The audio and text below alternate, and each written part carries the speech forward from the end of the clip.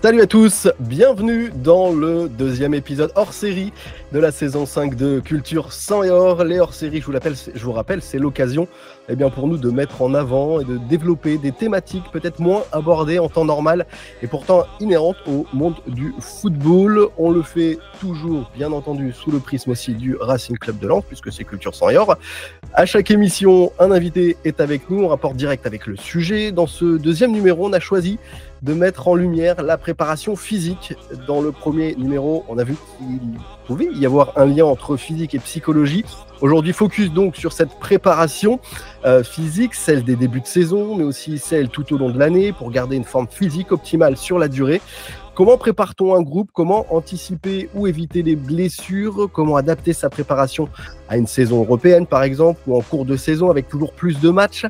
Les nouvelles technologies viennent-elles en aide à la préparation? Pour en parler, j'accueille un invité et deux chroniqueurs ce soir. Et d'abord Antoine qui est là avec nous. Salut Antoine. Salut Valentin et salut à tous les auditeurs du hors-série Culture Sang et Or. On a également Thomas Fauvergue qui est là. Salut Thomas. Salut Val, bonsoir à tous. Et puis c'est notre invité ce soir, Maxime Delahaye. Il est directeur de Max de Perf et puis il est préparateur physique tout au long de l'année. Salut Maxime. Bonsoir à tous. Alors Maxime, avant toute chose, je vais laisser Antoine te présenter. Antoine, dis-nous qui est Maxime Delahaye.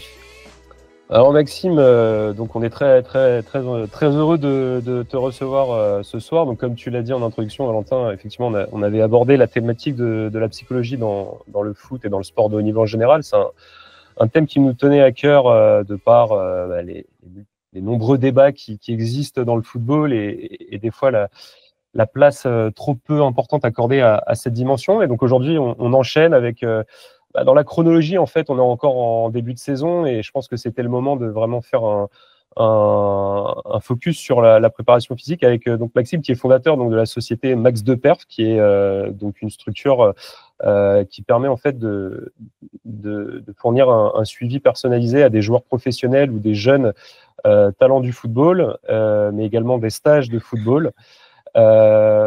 Maxime aussi est un enseignant puisqu'il est vacataire au Stade de Liévin, dans lequel il enseigne et forme donc les futurs préparateurs physiques. Donc une trajectoire très intéressante puisqu'il a commencé comme éduc sportif à la mairie d'Arras, travaillé avec Orchi Basket, Saint-Amand Handball, la sélection tchadienne de football. Peut-être qu'il a croisé un certain Moussa Mahazou dans sa carrière. Et aujourd'hui, il travaille notamment avec des très grands joueurs de l'équipe de France comme William Saliba. Donc c'est un honneur de te recevoir aujourd'hui, Maxime. Maxime, est-ce qu'il y a quelque chose à rajouter à la présentation d'Antoine? Alors, je pense qu'il a été assez complet, donc c'est très bien. Merci à vous. Alors, ce qu'on voit déjà, Maxime, c'est que tu n'es pas focus que sur le foot dans ton parcours. Tu as eu l'occasion de participer à divers sports et à préparer divers joueurs. Il me semble que Thomas, justement, tu avais une question par rapport à ça. Ouais, justement, est-ce que pour tous ces sports différents, est-ce qu'il y a une base de préparation physique commune où on va vraiment chercher après, sinon la spécificité de chaque sport, comme le tennis, le basket et le foot, qui ont quand même des besoins différents en termes de physique? Alors, c'est une très bonne question. Donc déjà, il y a un tronc commun de base. Vraiment, le top départ, c'est vraiment la base est la même. Derrière, c'est vraiment des particularités en fonction des disciplines. Donc d'abord, on peut mettre d'un côté les sports plutôt de raquettes, les sports co. Donc et après les sports de combat. Donc c'est vraiment des sports qui sont vraiment à dominante différente au niveau des filières énergétiques. Et donc du coup forcément le travail n'est pas du tout le même entre les différents sports. Par exemple, j'ai des footballeurs qui ont fait des carrières pro qui maintenant pour le challenge essaient de faire un marathon. Et ils se rendent compte que c'est pas la même filière et c'est pas du tout le même effort, alors que physiquement ils étaient très bien sur un terrain de foot, mais par contre sur le marathon c'est un peu plus complexe. Donc vraiment le tronc commun, le point de base est le même, mais derrière il y a des grosses différences en fonction du sport. Concrètement, en quoi consiste quotidiennement ton boulot de préparateur physique? Alors pour être, on va dire, pour pour réussir à vivre de son métier de préparateur physique, déjà la qualité principale, c'est être disponible. Donc c'est vraiment être disponible. Faut après forcément avoir un maximum de compétences et dans le domaine. Et derrière, après, c'est le réseau qui fait vraiment tout. Une journée de préparation de préparateur physique, ça démarre tôt et ça finit très tard. Donc et je bosse 7 jours sur 7. Donc faut pas si on veut quand on veut réussir, faut se donner les moyens. C'est dans le métier de préparation physique, mais je pense que c'est la même chose dans la vie en général. Est-ce que tu as le temps de t'entretenir un petit peu du coup en tant que préparateur physique? Alors justement, moi je suis un ancien handballeur qui a fait une carrière semi-pro. Donc moi, mon sport de base, je suis passé par le pôle sport de Dunkerque. Donc mon sport de base, c'était le hand. Mais j'ai toujours été plus fan de foot que de hand. Et à partir d'un moment, forcément, c'était assez complexe de changer. Donc j'ai joué jusqu'à 26 ans. Et j'ai passé tous mes diplômes pendant la fin de ma carrière. Et après, je suis parti directement dans le foot, le sport que j'ai voulu toujours bosser. Voilà. Et donc, j'ai fait beaucoup d'efforts et j'ai testé tous les exos que je mets en place maintenant pour mes joueurs. Mais par rapport à mon entretien actuel, maintenant, c'est vraiment le strict minimum parce que c'est vraiment, j'ai vraiment plus beaucoup de temps. Tu parlais du fait d'être disponible. Il y a une petite anecdote, c'est qu'on devait t'avoir il y a quelques jours, justement, et que tu as dû annuler au dernier moment, justement, parce que tu avais été appelé pour être présent à Amiens, il me semble. Donc voilà, ouais, il faut être disponible. On peut t'appeler quelques heures avant, et voilà, et il faut y aller, quoi. Et pour la petite histoire, là, pendant cette émission, j'ai un joueur pro, il y a 2 heures qui m'a envoyé un message pour faire la séance à l'heure de l'émission. Mais je lui ai dit non, c'est pas possible. Et il y a 2 heures. Donc c'est exactement, ça résume tout. Ouais, ça résume tout. Merci en tout cas d'avoir pris le temps disponible pour être avec nous. Si tu veux bien, Maxime, on va parler en première partie de la préparation d'avant-saison. On va quand même focus nous sur le foot principalement. Et on a décidé dans la première partie de parler d'une préparation d'avant-saison d'un club. On voit l'importance de plus en plus, notamment pour introduire ce sujet, des directeurs de la performance dans les clubs. Est-ce que tu peux nous expliquer un petit peu quel est le rôle de ce directeur de la performance et quelle importance il a?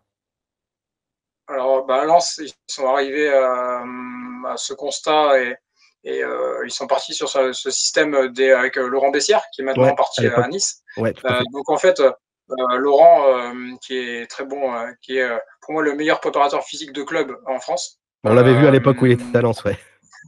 Voilà. Donc, il chapeaute vraiment 3-4 prépas physiques. Donc, c'est important sur des clubs de chapeauter les préparateurs physiques, dans le sens où lui analyse toutes les données, avec maintenant l'importance des datas. Il voit l'état de fraîcheur et après il donne les consignes pour que ce soit les autres préparateurs physiques qui fassent les séances sur le terrain. Mais c'est lui qui chapeaute tout, qui fait vraiment le lien avec le coach. Donc après forcément c'est un luxe, hein. Il y a beaucoup de clubs même pro où ils ont deux prépas physiques pour le groupe complet. Là à Lens c'est un luxe, on va dire, d'avoir un responsable performance plus d'autres prépas physiques à côté. Alors concrètement, une préparation physique d'avant-saison, est-ce que tu peux nous expliquer un petit peu en quoi ça consiste? Quel est le but premier? Parce qu'on sait que voilà, les joueurs pendant un bon mois sont en repos, finalement, ont leurs vacances après une saison souvent très chargée. Voilà, quel est le but premier de cette préparation d'avant-saison? Alors, la préparation d'avant-saison, ça permet de faire le coffre, on va dire, de donner du coffre pour tout ce qui est filière un peu aérobie. Donc, c'est le moment où on a le plus de temps de travailler parce que forcément, il n'y a pas des matchs tout de suite. Donc, c'est de donner un maximum de capacité aérobie. C'est ce qui permet de tenir le plus longtemps dans le match. Et après, plus on arrive dans la saison, plus on peut bosser uniquement ou en grande majorité travail d'explosivité. Mais là, c'est moins coûteux au niveau énergétique. Et forcément, vu les matchs rapprochés, c'est plus compliqué de mettre de l'aérobie à ce moment-là. Donc là, il y a bientôt une trêve internationale qui arrive, donc c'est le moment où je pense Lens va remettre un peu de cette filière-là aérobie. Mais la période de pré-saison, c'est la période où ils ont le plus de temps de travailler, donc ils peuvent travailler sur des charges plus lourdes en muscu et des blocs de course un peu plus. C'est un peu ce qu'on appelle le foncier, peut-être, c'est ça? Ouais, C'est un travail foncier, c'est ouais. le coffre, c'est ça. Ouais, ouais. Dans cette préparation physique, est-ce que, il y a une, différence en fonction, j'imagine que oui, mais c'est en ça que tu vas nous l'expliquer, en fonction du type de saison, dont, s'attend le club? C'est-à-dire que peut-être qu'on va pas se préparer, de la même manière si on joue uniquement le championnat, que si on a une compétition, européenne, ou que même, s'il y a des compétitions internationales en fin de saison aussi également qui s'annoncent? Ça dépend en fait des objectifs. Si le club a l'objectif, par exemple, de faire une bonne saison, l'objectif c'est d'être bon à plusieurs moments dans l'année, d'être il y a plusieurs pics de forme possibles, 3 pics de forme dans l'année maximum. Donc, faut vraiment, sur des sports co, il faut vraiment essayer de les valider que ça soit le plus cohérent possible. Après, par exemple, sur des clubs qui ont des ambitions européennes, l'objectif, c'est d'avoir ces pics de forme à ce moment-là. Par exemple, on parle souvent du PSG, d'avoir un pic de forme qui va arriver après février, parce que forcément, c'est le moment où ça va compter le plus. Donc forcément, en fonction de la compétition qu'on doit jouer, le nombre de compétitions qu'on doit jouer, bah, forcément, on doit adapter ça, et en fonction des objectifs. Thomas, tu as une question à poser à Oui, Maxime? Maxime, justement, on parle d'Europe. Lens a connu mes aventures au Pana et s'est fait éliminer. Quel impact tu penses que ça a eu sur la préparation physique, justement, parce que on voulait tous passer, on a dû se préparer pour passer et faire des tours suivants, et en fait, on est éliminé fin août, et quel impact ça peut avoir sur le groupe au niveau physique? Alors au niveau physique, je pense que le club avait ambitionné déjà de se qualifier, et donc du coup, forcément, c'était d'autres d'autres objectifs, je pense, à jouer pour cette compétition. En termes physiques, on va dire que, à part s'ils avaient l'ambition de la gagner, mais je pense pas forcément, je pense qu'il n'y a pas un gros impact, une grosse différence. Le gros changement dans ça, c'est le nombre de joueurs. Forcément, plus tu as de compétition, plus tu dois avoir un effectif important. Et je pense que la grosse différence et le gros changement par rapport à cette élimination, c'est le nombre de joueurs par rapport au nombre de compétitions. Mais ils avaient quand même adapté, j'imagine leur préparation de début de saison, sachant qu'il y avait les tours ce tour de barrage notamment, et puis derrière une nouvelle formule où on joue plus de matchs, de compétition, dans ces coupes d'Europe. Est-ce que le fait d'avoir adapté la préparation dans cet objectif-là, peut-être que ça peut justement, avoir, voulu mettre plus d'intensité dès le départ? Oui, je pense qu'ils ont ils ont continué à travailler de façon intensive pour être prêts en championnat également. Je pense sincèrement qu'ils pensaient passer et que ça allait suffire. Donc, ils ont continué à travailler avec de l'impact. Mais je pense, et d'après les échos que j'ai eus, c'est qu'ils ont continué à bosser et ça devait passer. Après, bon, voilà, il s'est passé ce qui s'est passé, mais ça devait passer au départ. C'est la loi du football après, de toute C'est ça. façon. Antoine, tu veux poser une question à Maxime? Ouais, bah justement, en fait, je trouve ça hyper intéressant parce qu'au final, on parle de planification, on parle en fait, d'objectifs 1, 2, 3. Et donc, forcément, qui dit objectif 1, 2, 3 dit, entre guillemets, une sorte d'anticipation dans la planification. Est-ce que, par exemple, quand on est dans la préparation d'un collectif à une saison, donc comme on l'a dit, des joueurs qui reviennent de compétitions internationales un peu plus tard que d'autres, des joueurs qui sont sollicités très rapidement pour des trêves internationales, donc ils sont pas forcément là pour faire le foncier avec le club, mais ils font des entraînements avec les sélections. Est-ce que tout de même il y a en fait cette capacité aujourd'hui pour vous les préparateurs physiques à dire bon, je veux minimiser les risques de me planter complètement, donc c'est-à-dire qu'il faut que mon scénario 1 intègre déjà des éléments pour les scénarios 2 et 3. Comment est-ce que ça se met en place la planification en amont d'une saison, vraiment dans la partie préparation, quand vous faites votre schéma sur la saison, quels sont les outils en fait que vous utilisez pour anticiper une saison et les aléas qui peuvent en découler? Déjà, ça dépend des objectifs. Donc, quand on est dans un club, et on va dire qu'on fait partie du staff, mais on n'est pas les maîtres à bord. Donc, en général, c'est les présidents, c'est le coach qui décide des objectifs. Et puis après, le préparateur physique, on va dire, essaie de faire au mieux par rapport temps qu'il a, par rapport aux moyens qu'il a. Donc c'est vraiment par rapport aux objectifs du club. Si l'objectif du club c'est de bien figurer en championnat, l'objectif c'est d'avoir une préparation physique assez régulière toute la saison. S'il y a d'autres objectifs en plus, il faut remettre un travail particulier pour essayer d'arriver le plus proche possible d'un pic de forme, comme on voit par exemple sur des athlètes qui ont fait par exemple les Jeux Olympiques, ils s'étaient préparés sur cette échéance-là. Mais en général, le foot, l'objectif c'est d'avoir son groupe qui est le plus haut possible en termes de capacité et toute la saison. Donc forcément, il y a peut-être 5 joueurs titulaires qui vont être pas mal à un moment, mais on n'a jamais, ou très rarement, les 11 joueurs qui sont au prime de leur saison en même temps, forcément. Et du coup, un club qui va avoir un objectif plus de maintien, on va dire qu'il va peut-être essayer d'être prêt dès les premières journées de championnat pour après peut-être aller chercher un facteur confiance qui pourrait prendre le relais quand le pic de forme, on va dire, athlétique, aérobique est passé et peut-être justement essayer d'engranger, alors qu'un club qui va être comme Lens, qui va avoir un objectif de 7e place, va chercher peut-être une performance plus régulière et plus étalée sur toute la saison. C'est exactement ça. C'est exactement ça. Lens va vraiment être sur quelque chose de régulier, surtout en jouant que le championnat, pour essayer d'aller le plus haut possible. On parlait de ces pics de forme justement. Un club comme Lens, c'est plutôt lycée, tu viens de nous le dire sur la saison. Un club, on va faire un petit entrave au Racing Club de Lens, mais un club comme le Paris Saint-Germain, tu le disais tout à l'heure, lui va peut-être plutôt fixer son pic de forme, sachant qu'il n'est pas forcément, vu la taille de son effectif, obligé, entre guillemets, d'être à 100% pour gagner des matchs. Est-ce que ces clubs, ce genre de clubs-là vont plutôt fixer leur pic de forme au moment des échéances européennes, peut-être autour de l'hiver? Disons que c'est exactement ce qui se passait sur les dernières saisons. Là, on va voir un peu avec la nouvelle formulation de la nouvelle Ligue des Champions.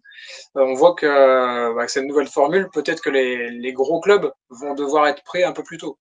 Parce que par exemple le PSG, les gros, le Real City, s'ils commençaient à se préparer pour être performants en février-mars, ça suffisait sur la phase de poule.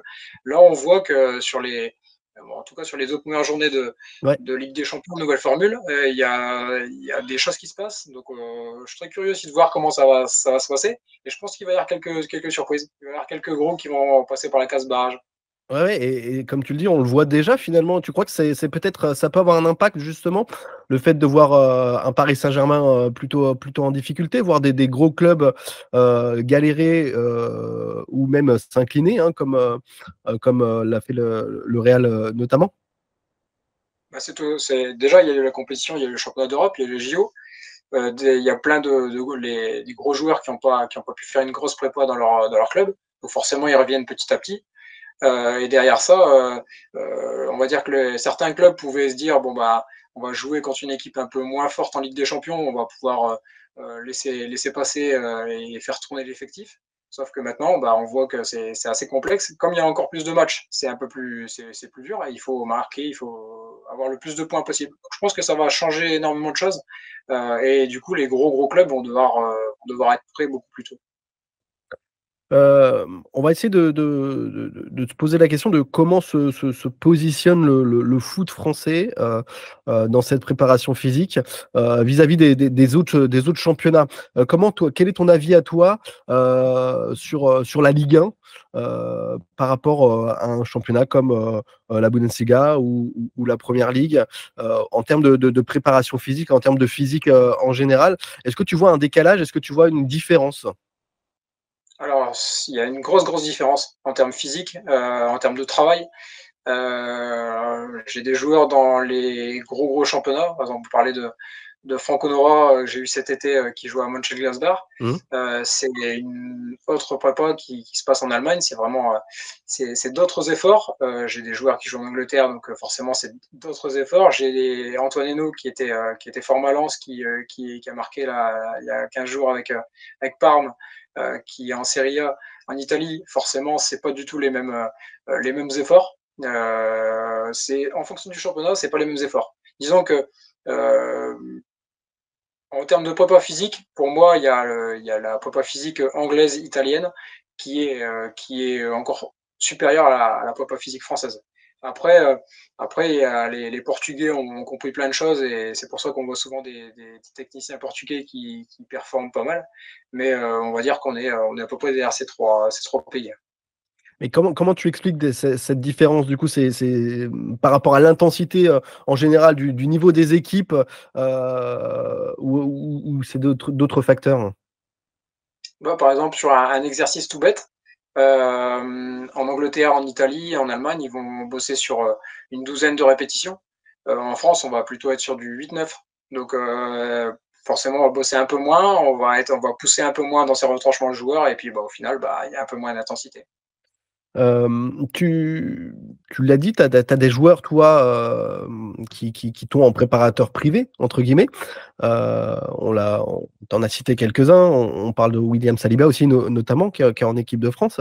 Ça se fait de plus en plus, ça, des joueurs qui ont des prépas privés comme ça, en plus de la préparation de club en général. On va dire que 90% des joueurs professionnels de foot ont un préparateur physique personnel. Okay. Et quel est l'intérêt par rapport à la préparation d'un club? Alors disons que en club, il y a une logique de résultat obligatoire. Donc ce qui est travaillé, c'est un travail collectif. Et il y a très très peu de sur-mesure. Et le professionnel, la personne qui veut travailler sur mesure est obligé d'avoir recours à quelqu'un d'extérieur. Alors forcément, moi j'ai déjà bossé aussi en club pro. C'est assez complexe. Les relations entre prépa physique et le club, parce que forcément le club veut tout centraliser et je comprends parce que j'ai déjà bossé en club pro aussi et je sais forcément c'est plus intéressant si on centralise tout et on sait ce qui se passe de A à Z. Moi je suis dans une autre optique où je me dis si la personne vient me voir, c'est qu'il manque quelque chose, et donc tout le monde, pour moi, tout le monde doit tirer dans le même sens, que ce soit le club, que ce soit les extérieurs.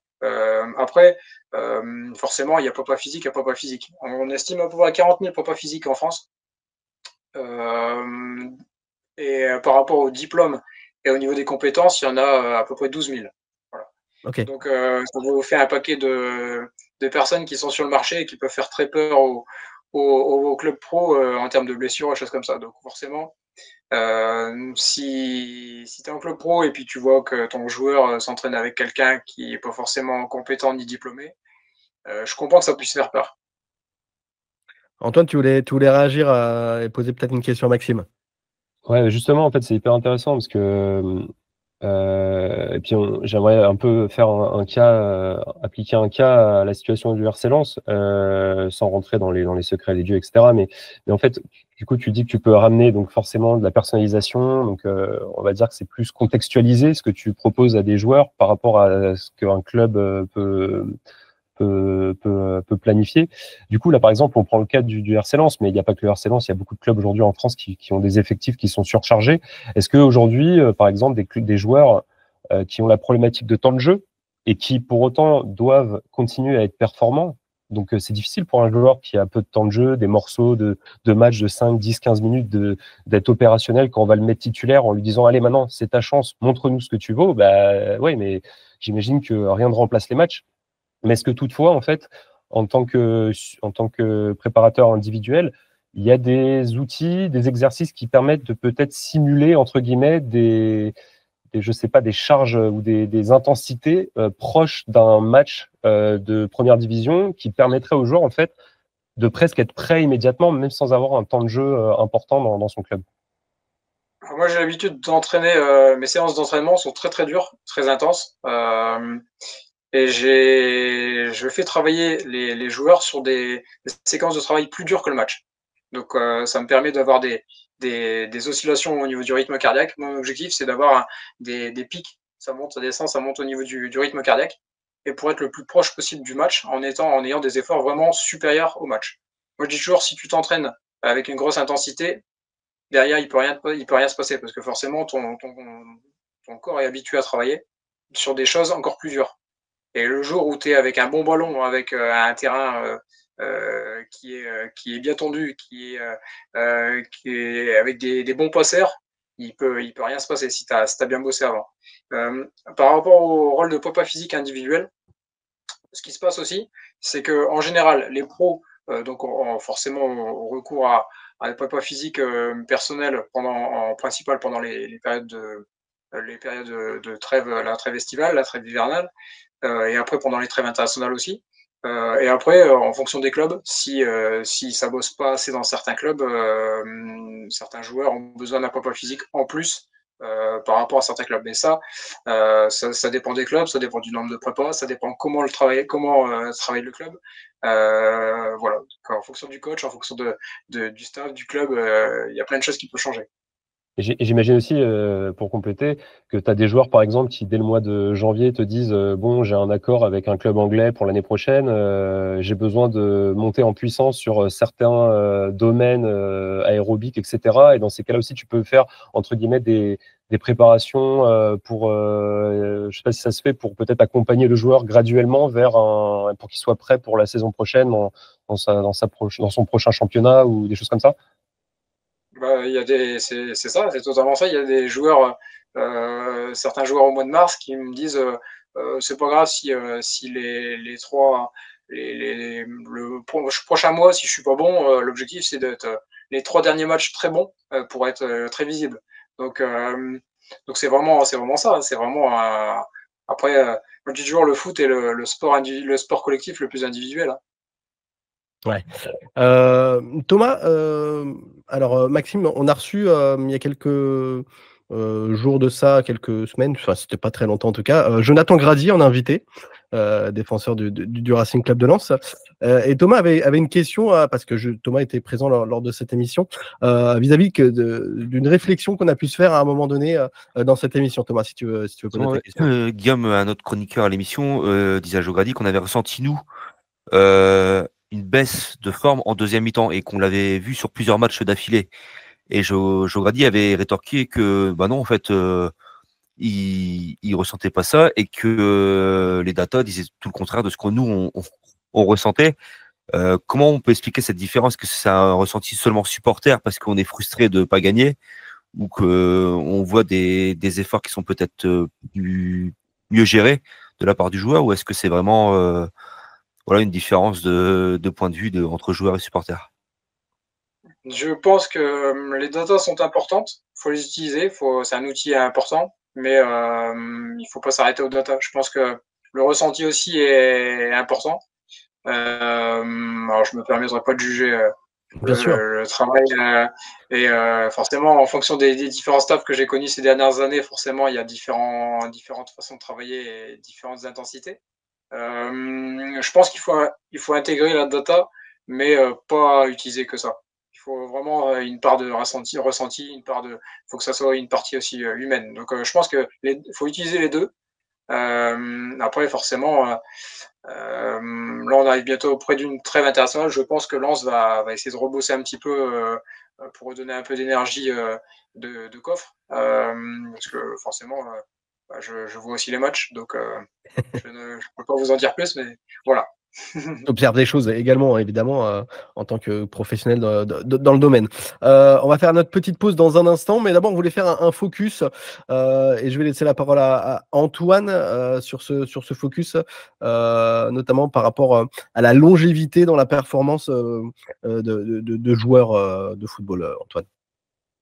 Ouais, en fait, c'est une observation qui se fait aujourd'hui, et c'est pas propre qu'au football. Hein. On peut parler du tennis, où on a vu Roger Federer, Rafael Nadal, maintenant Novak Djokovic prolonger en fait leur carrière à des âges très avancés. On disait même souvent que les petits jeunes n'arrivaient pas à déboulonner les papilles, et que au final, ces joueurs-là avaient encore une condition physique exceptionnelle à quasiment 40 ans. Il y a aussi l'exemple de Tom Brady au football américain, il y avait Floyd Mayweather à la boxe, là dans le vélo il y a Alejandro Valverde qui a dépassé les 40 ans. Dans le football, on connaît tous Vito Hilton, Dante actuellement, Pep, Dante, José Fonte, Thiago Silva, Gigi Buffon. Enfin bref, il y a des exemples à l'appel. J'ai lu quelques articles justement sur cette capacité aujourd'hui en fait qu'ont les préparateurs en fait à accompagner les joueurs qui ont 34, 35 ans et à les maintenir en fait à un niveau physique de très très haut niveau comme s'ils avaient encore 25 ans et ce qui permettait de prolonger un prolongement physique en fait des joueurs. Est-ce que tu peux nous en dire plus un peu? Qu'est-ce qui a changé en fait véritablement dans la préparation physique pour arriver en fait à des joueurs qui durent aussi longtemps, quoi? Déjà, le point de départ, on va dire, le préparateur physique ne peut rien faire si l'hygiène de vie du joueur n'est pas bonne. Alors, quand je parle d'hygiène de vie, je parle de rythme de sommeil, je parle de boire pas mal d'eau, je parle de tout ce qui est alimentaire. Moi, je prends toujours l'exemple de joueurs. J'ai eu la chance d'accompagner quelques années Loïc Rémy. Je suis même allé en Turquie avec sur Arise Sport. Et c'est un exemple tout simple, c'est que j'étais hébergé avec son kiné perso avec Loïc, donc en Turquie. Et nous, on peut manger ce qu'on mangeait normalement. Et lui, des petits détails, il mangeait vraiment je me souviens d'une soirée, nous on avait mangé des pizzas, et lui vraiment il mangeait un poisson vraiment. C'est vraiment des détails c'est des détails qui font que quelqu'un au niveau de l'hygiène de vie va pouvoir poursuivre un peu plus loin ou pas. Derrière ça, le préparateur physique il va pouvoir aider par rapport à certains exercices, par rapport à la souplesse, par rapport à la prévention blessure, pour essayer de pousser la machine le plus loin possible. Mais le point de départ, c'est vraiment l'hygiène de vie au quotidien du joueur. Et à contrario, des fois, c'est la connaissance en fait. C'est la science aussi qui apporte des nouvelles choses qui permettent aux joueurs en fait de mieux se connaître et de pousser Après, il y a tout ce qui est alimentaire qui peut aider aussi, mais vraiment le point de départ, c'est, moi je dis toujours, on me dit est-ce que telle marque est bonne pour la récupération, choses comme ça. Moi je dis le point de départ, si tu dors avec des heures de sommeil régulières et tu bois de l'eau, c'est la meilleure des récupérations. Ouais. Et à contrario, on voit aussi parfois des joueurs qui sont obligés de stopper leur carrière assez tôt finalement. On a eu l'exemple de Varane là, il y a quelques jours de ça. Il y a pas que j'imagine qu'il n'y a pas que l'hygiène de vie qui rentre en jeu dans ces cas-là. Disons que sur ces cas-là, il peut y avoir différents facteurs. Soit ils ont démarré vraiment très tôt et du coup, c'est à la fois physique, une usure physique, une usure mentale. Et après, il peut y avoir des blessures qui font exploser un joueur, des blessures qui stoppent des carrières. Mais en général, dans le sens par rapport à Raphaël, c'est vraiment quelque chose physique et mental. C'est vraiment une usure complète. Ouais, il l'avait dit, il l'avait fait ressentir notamment pendant sa retraite internationale également il y a quelques années de ça. On va faire une petite pause, Maxime, avant d'enchaîner sur la deuxième partie de l'émission. Petite pause rapide. Je vais te poser 5 questions. Je te donne un double choix et c'est toi qui me dis ce que tu préfères entre les deux. Ça te va? Ok. Allez, première question, plutôt Guardiola ou Ancelotti? C'est pas évident. Je pense que Guardiola, je vais dire Guardiola pour le Barça, mais Ancelotti pour moi est un des plus grands entraîneurs et je pense ils auraient dû le garder un peu plus longtemps au PSG. Ouais, c'est vrai.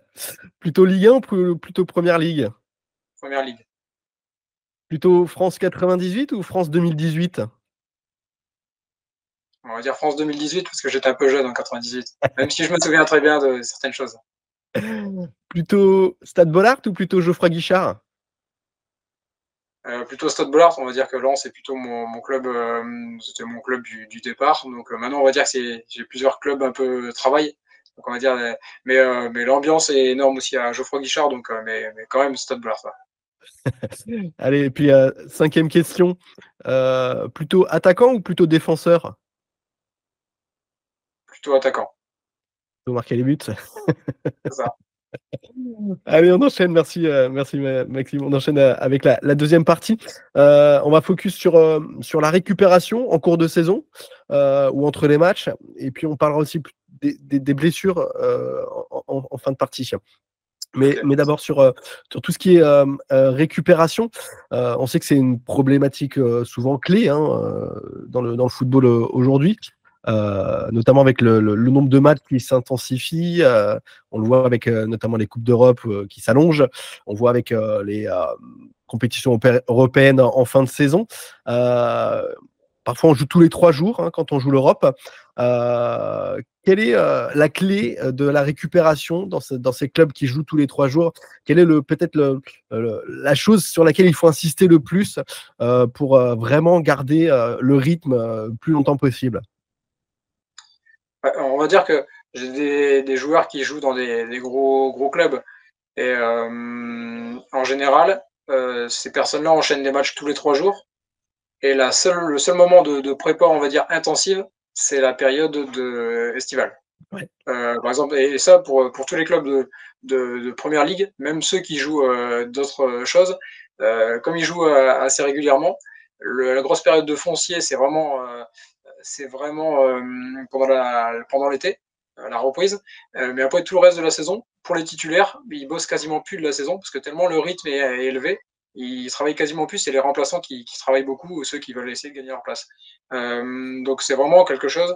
Et après, en termes de récupération, on va dire que les gros clubs ont assez d'effectifs. Je pense que des clubs qui jouent uniquement le championnat, alors c'est sûr que la cadence est assez importante, mais encore raisonnable. Quand on joue une fois par semaine, je pense que en côtoyant souvent tous les jours des joueurs pros, eux attendent que ça d'enchaîner les matchs. Ceux qui jouent un seul match par semaine aimeraient en jouer plus, et ceux qui jouent 2 par semaine aimeraient en jouer un peu moins. Donc forcément, il faut trouver un juste milieu.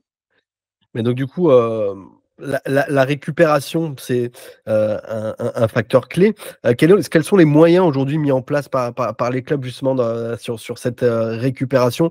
On voyait pas mal des histoires de cryo. Alors, j'ai pas le mot en tête, mais voilà, il y a différents systèmes qui Les bains existent glacés, aujourd'hui. ouais. Comment? Il y avait les bains glacés, on voyait Ouais, souvent. voilà, toutes les choses comme ça. Est-ce que tout ça, ça a vraiment un impact pour la récupération des joueurs? Ah, totalement. Le bain d'eau froide, donc c'est vraiment quelque chose qui est très fréquent. Après, la cryothérapie, donc soit ils vont dans une salle équipée de cryo, soit ils vont dans un camion avec des cryothérapies possibles. Moi, j'ai déjà essayé jusqu'à moins 173 degrés. Je peux vous dire que ça, sur 3 minutes, c'est pas mal, mais par contre, vous sortez de là, vous avez l'impression de voler. Donc c'est vraiment quelque chose de super important et super intéressant pour récupérer. Derrière, moi j'ai déjà préparé aussi des marathoniens. Ils finissent un marathon, ils font de la cryo et par magie, ça disparaît aussi. Donc vraiment, la cryo, c'est vraiment quelque chose de super intéressant. Et c'est des choses qui existent aujourd'hui dans tous les clubs, même les plus petits clubs en France. Quand je parle de petits clubs, c'est ceux qui jouent plutôt le maintien. Voilà, tous ces clubs-là sont équipés aujourd'hui pour la récupération avec ce type de choses. Alors, ils ont des possibilités d'accéder. Lens, des gros clubs ont ce qu'il faut au club. Pour les clubs un peu moins grosse capacité financière, ils vont dans des salles où ils sont équipés, mais ils sont pas propriétaires, mais ils ont accès. On a, nous, aujourd'hui, Benoît Delaval au Racing Club de Lens. Il avait déclaré sur le fait de jouer tous les 3 jours, notamment, c'était la saison dernière, quand on a joué à la Ligue des Champions, je ne sais plus si c'est la saison dernière ou il y a 2 ans. Il avait déclaré que jouer tous les 3 jours affectait moins la performance, mais augmentait plus le risque de blessure. Est-ce que tu es d'accord avec cette déclaration et sur le fait que finalement, jouer tous les 3 jours, les joueurs aujourd'hui préparés peuvent le faire naturellement? Le corps humain est tellement bien fait que si c'est bien fait, si on l'envoie sur des hautes intensités, il peut répéter des dizaines, des centaines de fois des efforts sans avoir de blessure. C'est le moment où les blessures, forcément, ça arrive sur plein de facteurs. Donc, ça peut être sur des facteurs en lien avec une fatigue, ça peut être une naissance d'un enfant, du coup, on dort un peu moins. Ça peut être une charge de muscu où on n'a pas l'habitude de travailler en muscu, donc on travaille un peu trop fort et du coup, au niveau ligamentaire, c'est assez particulier. Ça peut être des soucis extrasportifs. Et du coup, forcément, au niveau, on parlait tout à l'heure du mental et du physique, tout est lié. Quelqu'un qui va se retourner une cheville, mais tout va bien dans sa vie, il va reprendre le terrain, il va reprendre sur le terrain directement. Quelqu'un qui a des petits soucis et choses comme ça, et il se fait exactement la même chose, eh ben, il va pas reprendre et il va prendre 3 semaines d'arrêt. Donc c'est vraiment c'est vraiment, C'est le lien qu'on peut faire aussi avec la psychologie dont on parlait et qui était le thème de notre première émission hors série. C'est que le physique et la tête sont connectés globalement à 100% tout le temps, quoi. Totalement. Bah, je vous dis, sur des séances d'entraînement où c'est tellement dur que à un moment, c'est vraiment le mental qui prend le dessus sur le physique. D'ailleurs, je lisais que Djokovic faisait 15 minutes de méditation tous les soirs, justement pour, j'imagine, et j'avais lu des articles aussi sur le fait que Djokovic était un peu considéré comme un nerd de la préparation et qu'il était très friand d'innovation. Des fois, il portait des pendentifs, des choses avec des métaux. Alors, c'est peut-être des fois un peu psychique, mais en tout cas, il testait plein de choses justement pour voir si son corps s'améliorait avec diverses pratiques, que ce soit des choses très scientifiques ou des fois des choses un peu plus ésotériques. Et ce qui est important aussi, c'est que chaque être humain réagit différemment en fonction des choses. Donc, par exemple, il y a quelqu'un sur une certaine activité ou certaines croyances qui va adhérer tout de suite, et une personne où ça va rien lui changer. C'est vraiment, c'est vraiment individuel. Est-ce que on est aujourd'hui dans une démarche plutôt individualisée maintenant dans notre époque? Tu en parlais un petit peu sur le fait qu'aujourd'hui 90% des joueurs ont un prépa physique individualisé. Est-ce que c'est en rapport aussi avec le fait que voilà, chaque joueur a une morphologie propre et que quand on est dans un groupe, on peut pas adapter forcément la préparation physique à chaque morphologie différente des joueurs? Ah, totalement. Je vous dis, l'objectif, par exemple, quand les joueurs se retrouvent le lundi, l'objectif pour le prépa, c'est que le maximum de joueurs de l'effectif soient en bonne condition le week-end. C'est pas que mon numéro 6 ait des jambes en feu et mon numéro 9, mais par contre les autres ils soient pas en forme. L'objectif, c'est que tout le groupe soit le plus en forme possible. En individuel, forcément, en plus c'est une relation individuelle, donc tu peux pousser un peu plus la machine et tu connais bien les limites de certains joueurs, les limites de certaines choses, les points forts, les points faibles. Et du coup, en haussant les points forts et les points faibles, forcément, tu fais progresser la personne. Ouais, c'est ce que j'allais dire. Il y a pas forcément. J'imagine que voilà, c'est votre métier, vous avez l'habitude.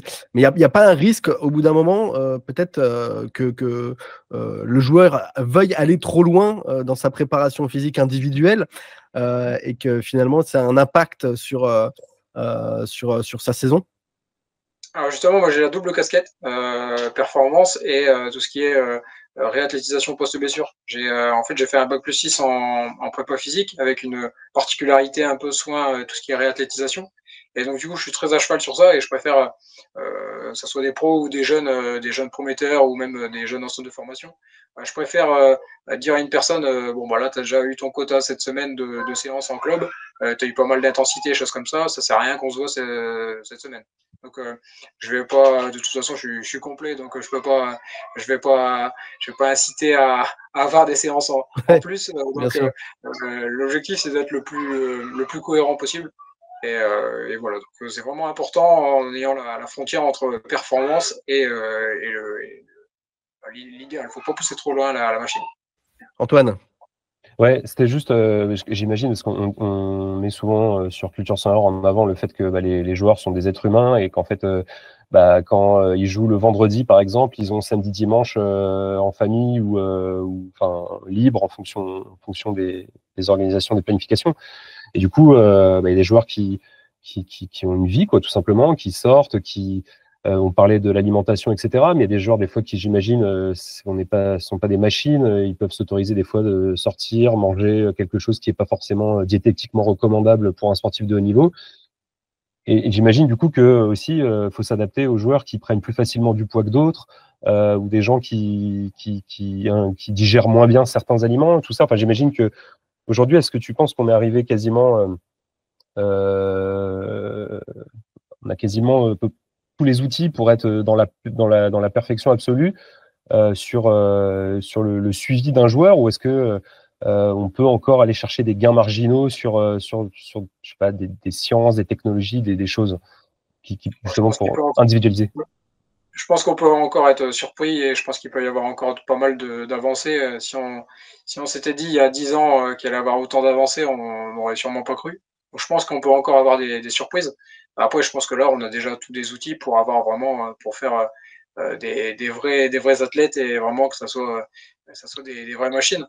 Là, c'est vrai alors même si avant, forcément, c'était si énorme en termes de foot, mais forcément, quand on regarde un match qui a eu lieu en 95 et un match qui a lieu en 2024, on a l'impression que c'est pas la même vitesse. Sauf que c'est la réalité.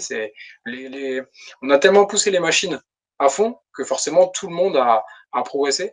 Après, moi, clairement, j'ai cette progression là pour moi et on est dans un léger creux depuis 2 ans où pour moi là en termes de performance les joueurs commencent ils sont arrivés pour moi au maximum de certaines capacités par rapport à ce qu'on a comme outil en ce moment. Alors ça explique plusieurs choses, hein. Ça me dit que moi, j'ai récupéré des pros post-Covid où c'était assez complexe. Ça explique aussi des jeunes prometteurs qui ont été arrêtés aussi pendant 1 an et demi au terme de compétition, en termes d'entraînement. Et forcément, ce creux qu'il y a eu pendant le Covid, on va le retrouver à un moment donné. Donc forcément, en termes de jeu, c'est assez. On voit vraiment. Je pense que depuis 2 ans, le foot, pour moi, le foot mondial, hein, pas forcément que la Liga, Mmh. stagne un peu. On va parler des blessures et comment on gère les blessures, comment on peut essayer de les éviter tant bien que mal, et comment on gère ces périodes de réathlétisation des joueurs blessés. Alors déjà, on va citer un lieu commun.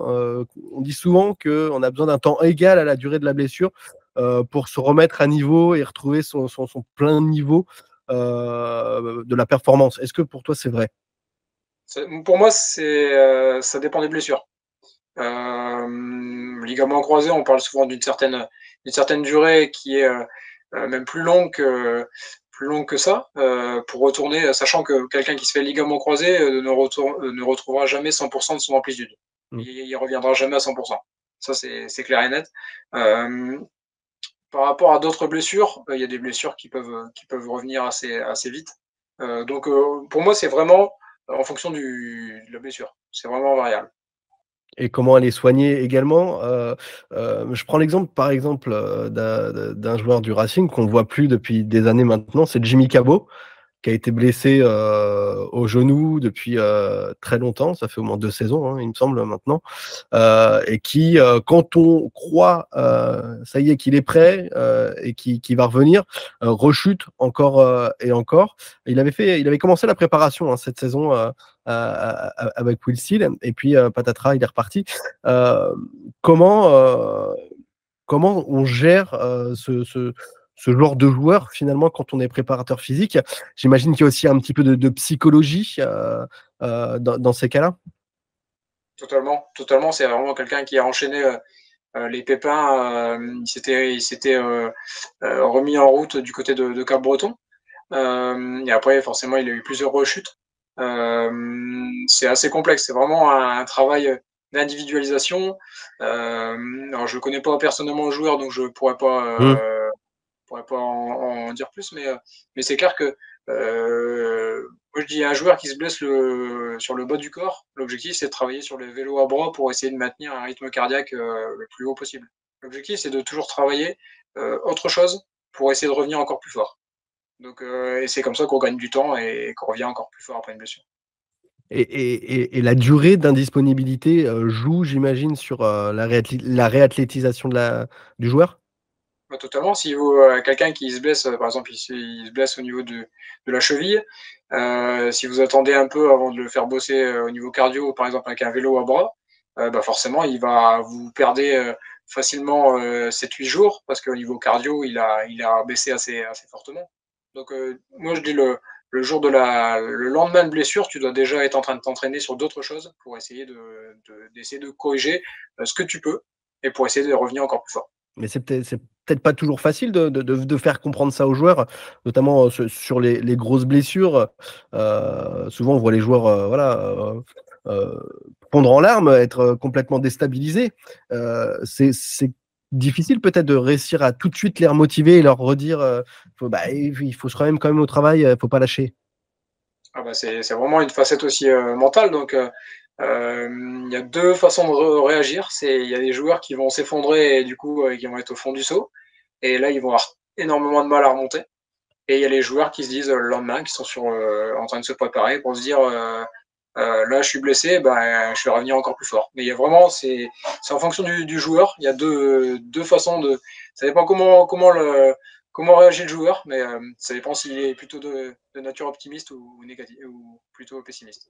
Et d'ailleurs, au niveau, pour revenir sur Jimmy Cabot, auquel on pense forcément très fort, j'avais lu le terme somatisation un moment pour parler de cette blessure qu'il avait. Est-ce que tu pourrais nous expliquer un peu ce que c'est un peu j'ai l'impression que c'est cet effet secondaire en fait d'une grave blessure et qui peut devenir vraiment problématique.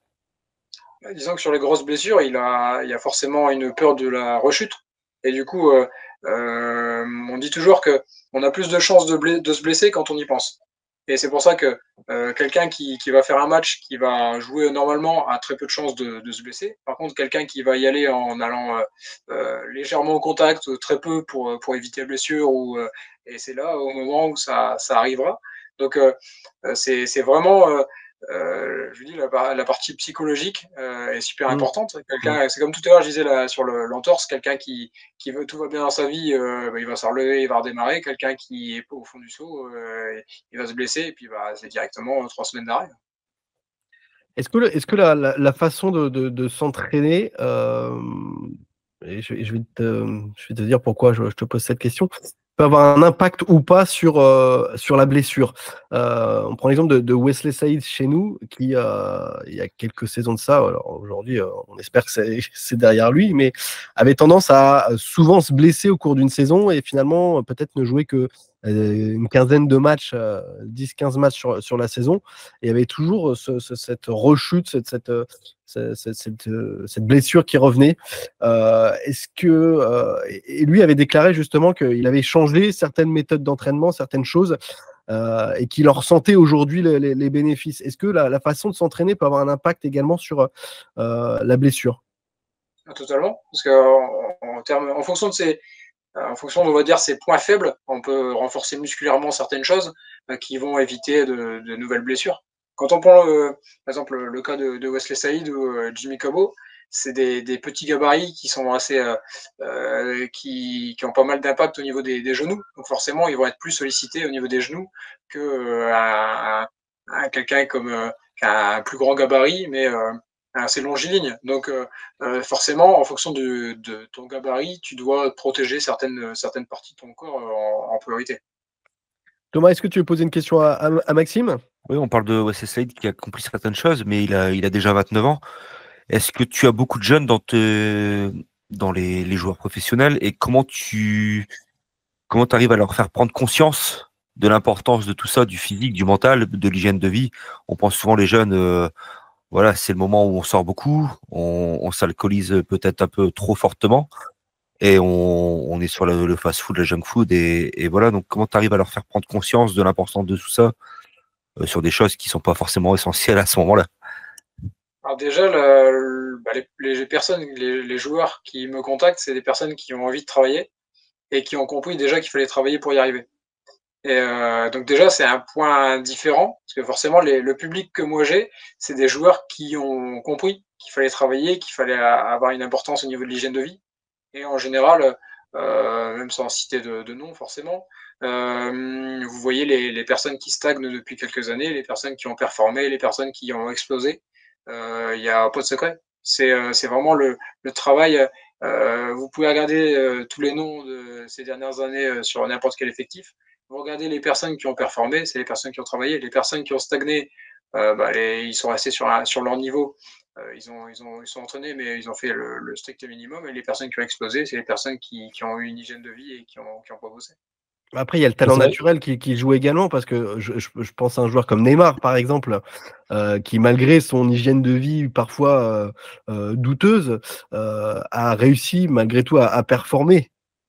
Oui, mais Neymar, on le connaît par rapport à ses sorties parisiennes, mais par contre, quand il est sur le terrain, il s'entraîne.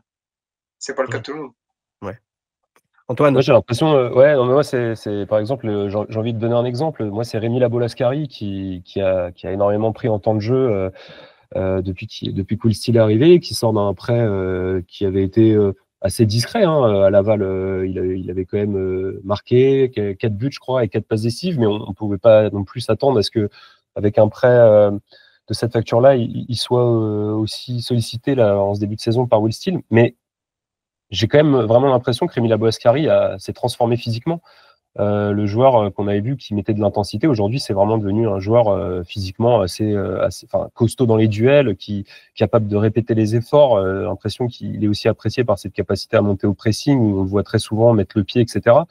Et c'est vrai que on parle souvent des talents des joueurs, mais on oublie très souvent que le talent, en fait, c'est une des 2, 3, 4 les 2, 3, 4 facteurs en fait qui fait le succès d'un joueur. Et c'est vrai que ce que disait Maxime, bien entendu, j'avais envie d'illustrer avec Rémi Labolascari, qui est quand même très surprenant en ce début de saison et qui moi me fait une forte impression, notamment sur la partie athlétique et intensité qu'il met dans son jeu.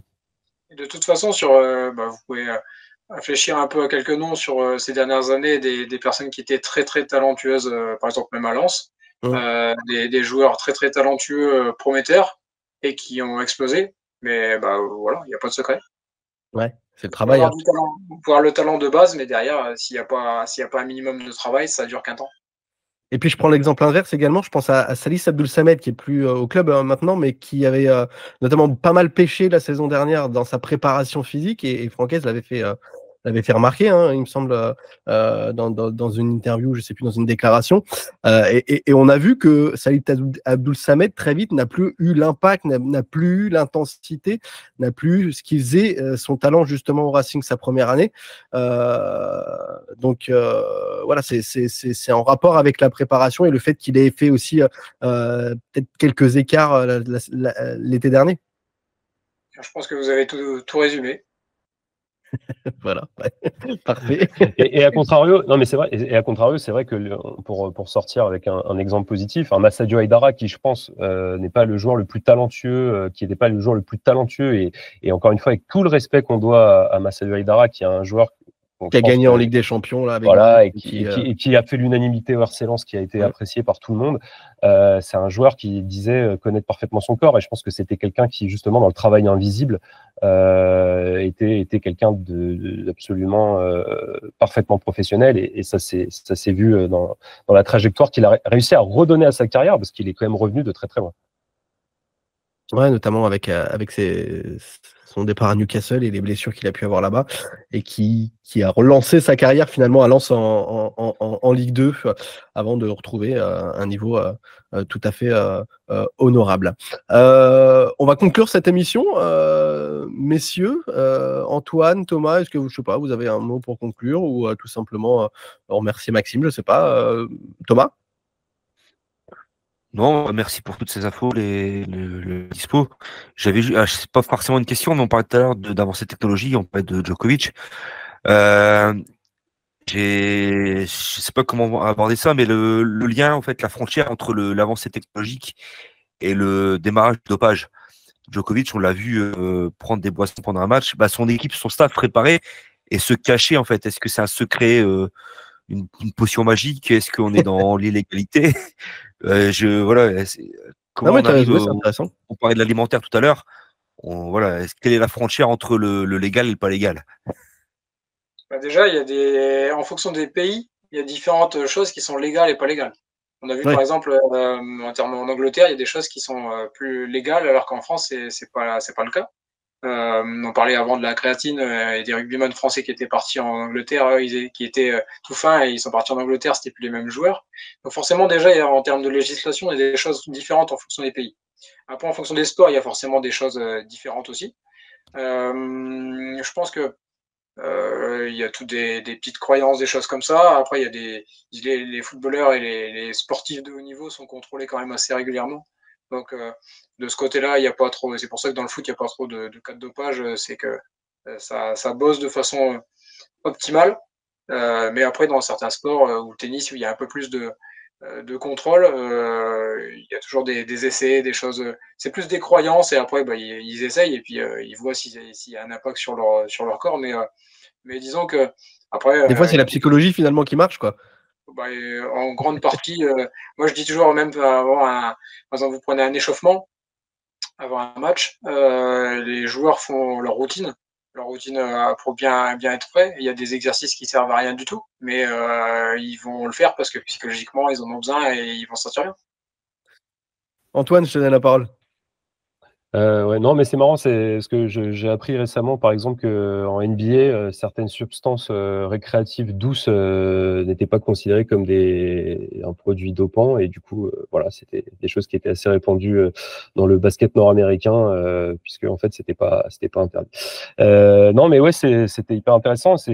Moi, je voulais, voilà, le cas d'un joueur comme Malang Sarr qui arrive à Lens, qui a quasiment pas joué pendant 5 ans. Alors là, on n'est pas dans la blessure, mais du coup, bon, tu avais déjà répondu un peu à cette question au préalable.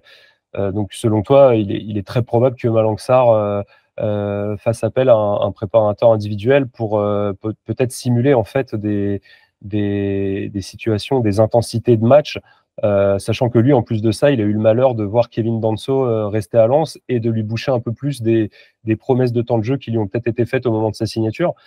J'imagine que tout ça, c'est des choses qui doivent se gérer, voilà, en fine-tuning avec toi ou des confrères à toi en dehors des séances d'entraînement collectives. Totalement. Après, on va dire que il y a de plus en plus de clubs pro qui font signer dans les contrats des clauses d'exclusivité, dans le sens où ils n'ont pas le droit de travailler avec d'autres personnes autres que du staff. Donc maintenant, c'est intégré aussi dans les contrats. Par rapport à ce que j'ai dit tout à l'heure, il y a pas mal de charlatans aussi, et je comprends aussi la position, mais je pense qu'à un moment, il faut que tout le monde bosse dans le bon sens. Et forcément, quelqu'un comme Malang Sarr, c'est vrai que si on attend que le travail est comme ça va, le pauvre Malang, il va rester une partie de sa saison comme ça. Donc après, chacun prend ses responsabilités, chacun fait ce qu'il veut, mais en tout cas, ce qui est dommageable aussi, c'est que la plupart 90% de mon travail est confidentiel pendant la saison. C'est-à-dire que je vois des joueurs pros de n'importe quel club toute l'année, tous les jours. Mais forcément, ça reste confidentiel, il n'y a rien qui sort parce qu'il y a des contrats, parce qu'il y a des choses, mais forcément, tout le monde. Et moi, je dis toujours, ma plus belle pub, j'ai pas besoin de me faire de pub sur le dos des joueurs, c'est les joueurs qui me font ma pub. Donc, à partir de là, tout est dit. Ouais, s'ils sont performants et qu'ils sont contents de comment se passent vos séances. Je vais te remercier également, Maxime. Merci beaucoup d'avoir accepté d'être avec nous dans Culture 100 heures pour faire un focus sur cette préparation, sur ce physique, part importante évidemment d'un club des joueurs de foot et d'un club de foot.